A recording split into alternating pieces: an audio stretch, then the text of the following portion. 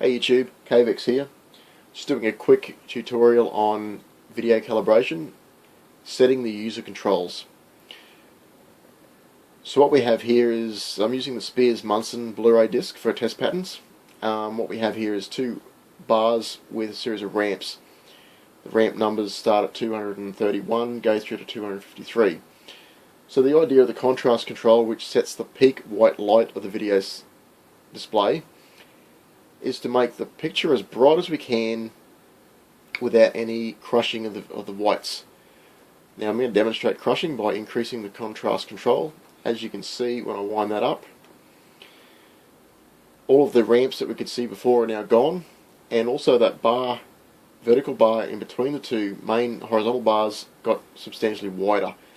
As I decrease the contrast control, there's a point where all of the bars are visible and that connecting bar is still visible but not expanded. So what happens here is if we go too low, the picture itself just appears dull, and if we go too high, we get crushing. So what we want to do is find that point where we have the brightest picture we can have with no crushing. On this display it appears 49 is that correct number. The next pattern is on the disc is brightness. What the brightness control does is sets the level of black in the video. If I wind the brightness control all the way up, you'll be able to see 4 vertical bars and maybe some text. The text on the bars is -4%, -2%, 2% and 4%. The video black background also contains some checkerboarding, which is below video black. So what we want to see with this pattern is nothing below video black, but we still want to see the 2 and 4% bars. So as I wind this down, there's a point where if I kept winding it down, everything disappears. I want to set it so that just the 2 and 4% bars are visible and nothing else is visible. On this display it appears that 44 happens to be the right level. It's a good idea to go back and check your contrast, because brightness and contrast can be interactive. So again, crush it up and bring it down to the point where it's bright without any crushing.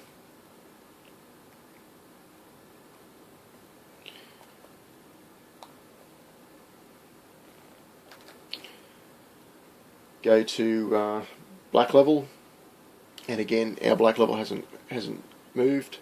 Some displays can't hold black at black, so this one appears to be really good, where it hasn't, nothing's changed. I can still see the 2% and I can't see the -2%.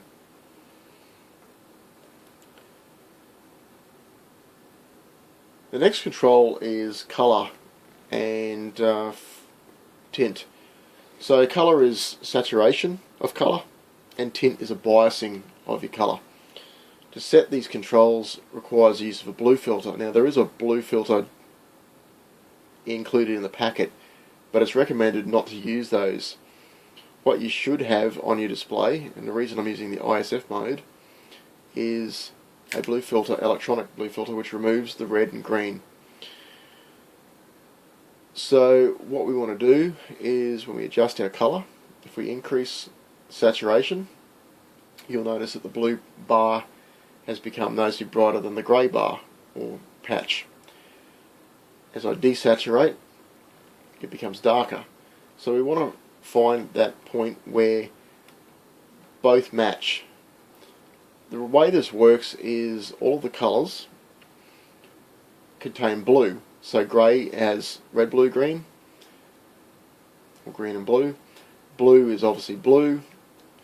Magenta is red and blue, and cyan is green and blue. So when the saturation is set correctly, all of the levels of blue and all of the bars and patches will match.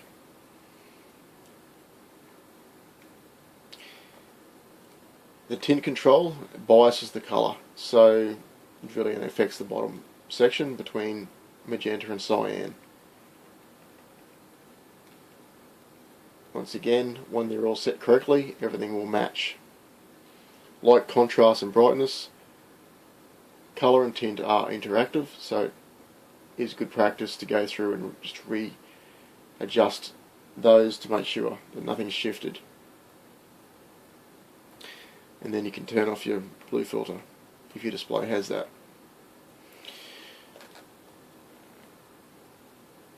The last control is sharpness. Sharpness is a bit of a funny one because it's not really needed in a high definition display.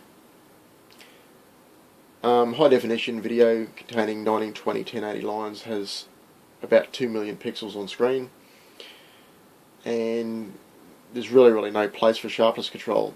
So what it does, it attempts to highlight dark parts of the pictures by drawing white lines near those dark parts.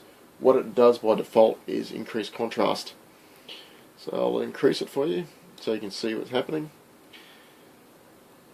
On the edges inside that second and third white line is 4 patches, actually there's a few more, 8 patches of diagonal lines which, when the control is pushed too high, become quite bright white sections.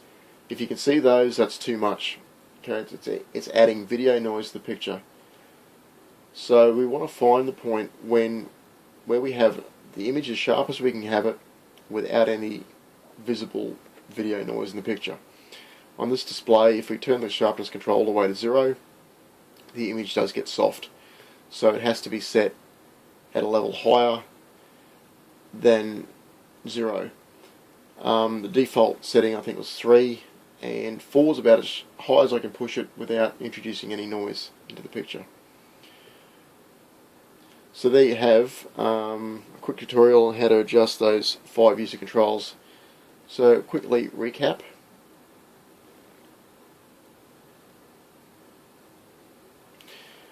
Contrast sets the peak white light in the video signal. Set it to a point where it's bright without any video crushing.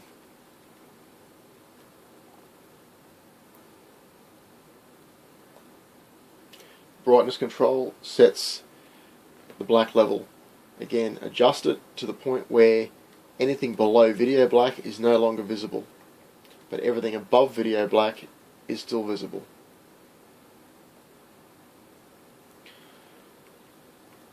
Color and tint controls are adjusted using the blue filter so that everything matches. And sharpness is set so that it doesn't introduce any video noise into the picture. I hope this tutorial has been of use. If you've liked this video, please hit the like button and leave a comment in the comment section below. In the next video, we'll go on to color temperature and how to set that correctly. Thanks for watching.